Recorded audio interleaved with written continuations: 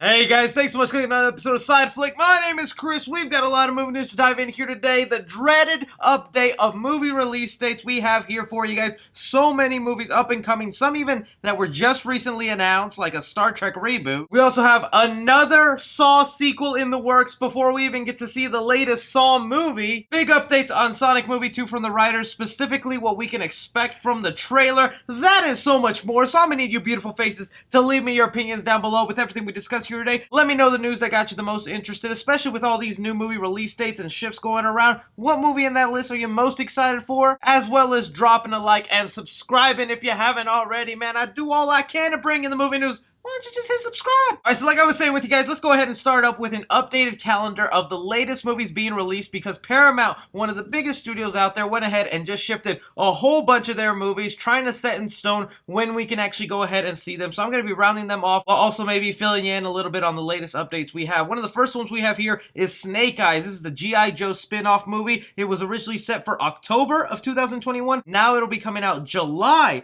2021. You can really thank Godzilla vs. Kong for this one coming out a little earlier because box office is looking healthy, especially for these big blockbuster movies. So you can also expect a trailer for the Snake Eyes spin-off in the next coming weeks. You also have the Donkey Boys movie. Sorry, I have to call it that or else I'll get demonetized, but this is the fourth entry in the Donkey Boys. It was originally going to come out in September 2021, now coming out in October 2021. I just can't believe these guys are pushing their 50s and still wanting to do insane stunts for us. Then you have Top Gun Maverick. That went from July 2021 all the way to November 2021. So they're wanting to push that movie a little far back. I know there's a lot of people waiting for that Top Gun movie. Mission Impossible 7, the one I'm really looking forward to. Big Mission Impossible fan. That got moved from November 2021 all the way to May 27th, 2022. That really sucks, man. No Mission Impossible 7 this year. The Dungeons and Dragons movie that has been in development for the longest time went from May 2022 all the way to March 2023. Mission Impossible 8, which will be the final Mission Impossible movie with Tom Cruise,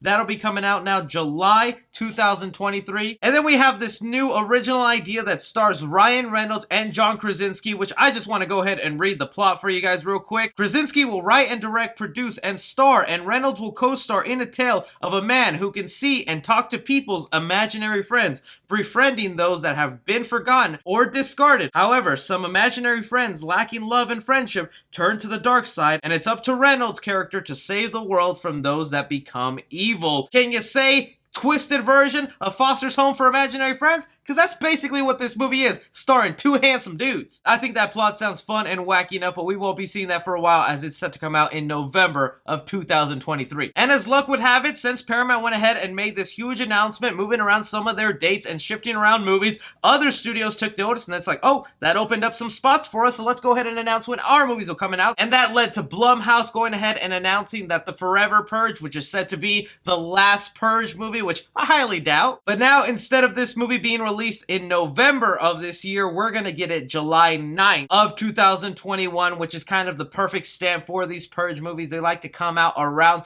the 4th of July holiday to be there for us. If you guys don't know too much about this final Purge movie, basically every day has become the Purge, and we're living in a post-apocalyptic timeline where people just don't stop purging. I get a guilty little pleasure out of these Purge movies, so why the hell not bring it on this summer? Another studio also went ahead and decided to announce one of their movies and the release date, and that is Hotel Transylvania 4, that is now titled Hotel Transylvania Transformania. Instead of it coming out in August of this year, the movie has moved up to July 23rd of this year. If you're a big fan of the Hotel Transylvania franchise, you can get excited for this fourth entry. There's gotta be a fan base for them if they're on their fourth movie and probably planning more. But the last one I want to go ahead and mention was an announcement again from Paramount, but kind of caught me off guard because really nobody is talking or caring about this, because in their announcement for their movie dates that they were shifting, they also went ahead and had an untitled Star Trek movie that'll now be coming out July 9th, 2023. This is most likely going to be the Star Trek reboot for the franchise, because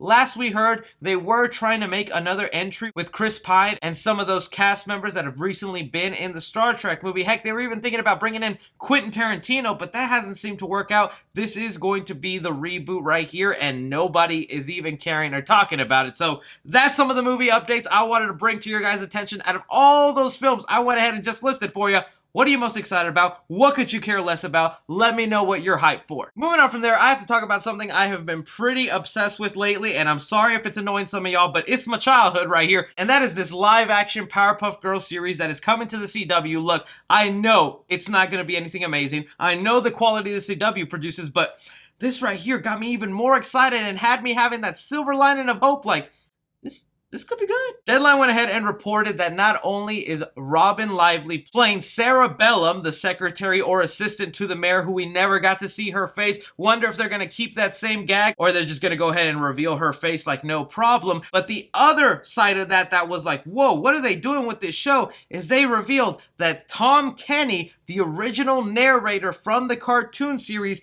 is coming back to be the narrator once again for the live-action Powerpuff Girls. Now, if some of y'all are confused about, like, what? The narrator? What does that mean? Let me play y'all a clip. The city of Townsville is under attack!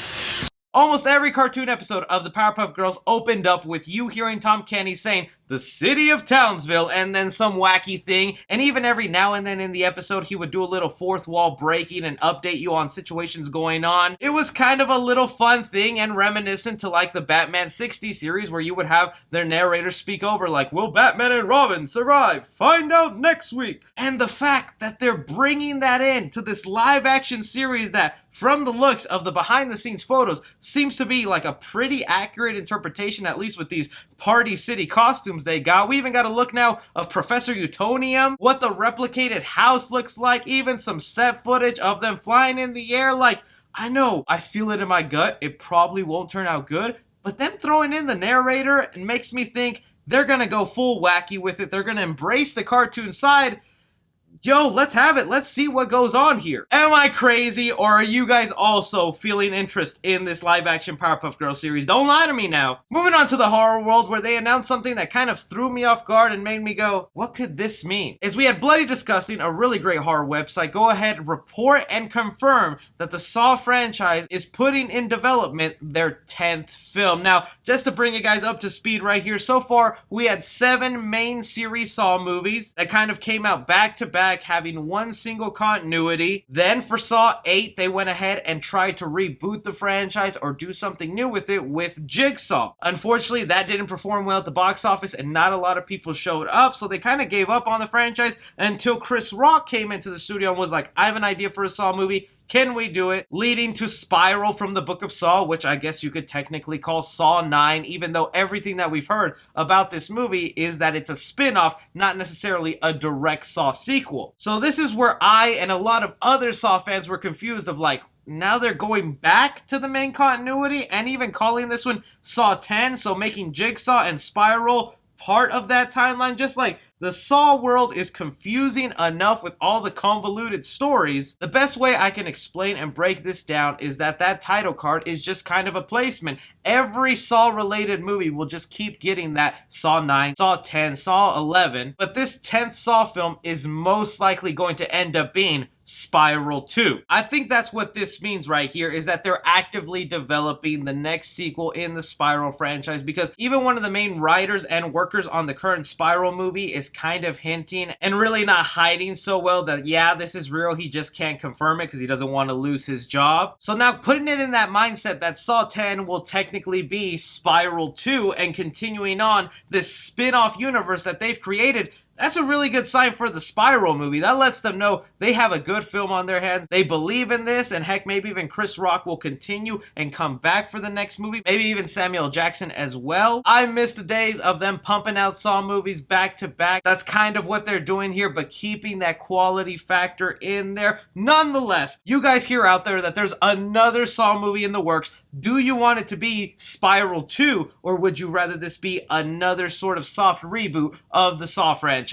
Moving on to some talk about my favorite little hedgehog here. We got Sonic Movie 2 updates with Sonic the Hedgehog, the sequel that is currently being filmed right now. We've gotten a little bit more set photos of stuff we've kind of already seen, but now we have a photo of this chili dog stand, and anybody who's a fan of Sonic knows this little blue hedgehog is very fond of chili dogs right here, so this will probably just be another little fun gag in the film. But aside from that, we had the writers of this Sonic sequel talk about what we could expect in this second film, and and all the stuff sounds pretty good to me. I'm just going to go ahead and play the clip for you guys. I think everyone wisely realized that part of the first movie's success was that it didn't cost as much as you think it did, because it technically made more than Detective Pikachu in North America, but not that much more. And the reason they haven't made Detective Pikachu 2 yet is because Detective Pikachu cost twice as much as Sonic. So it's just the profit levels on the first movie